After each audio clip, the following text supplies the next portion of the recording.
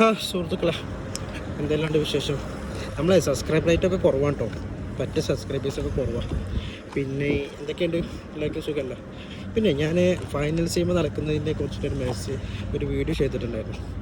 അപ്പോൾ ആ സമയത്ത് ഖത്തറുള്ളവർക്ക് ഉത്സവമാണ്. കാരണം മറ്റേ അർജൻറ്റീന സ്പെയിൻ മാത്രമല്ല മാച്ച് വരുന്നത്, Egypt, Saudi, Serbia, Qatar, Argentina, Spain, ഈ എല്ലാ ടീമും അതേ സമയങ്ങളിൽ ഇവിടെ മാച്ച് വരുന്നുണ്ട്.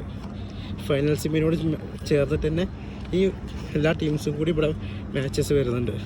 അപ്പോൾ എന്ത് തന്നെ ആയാലും വീണ്ടും പറയാണ്, മെസ്സിനെ കാണാൻ ആൾക്കാരുള്ള ആൾക്കാരാണോ ആ സമയത്ത് ഖത്തറിലേക്ക് കയറിപ്പോയി. ഖത്തറിൻ്റെയും അർജൻറ്റീനയുടെ കളിയുണ്ട്, സൗദി ഈജിപ്തിൻ്റെ കളിയുണ്ട്, അങ്ങനെ പല കളികളും ടീംസിൻ്റെ മാച്ചസ് വരുന്നുണ്ട്.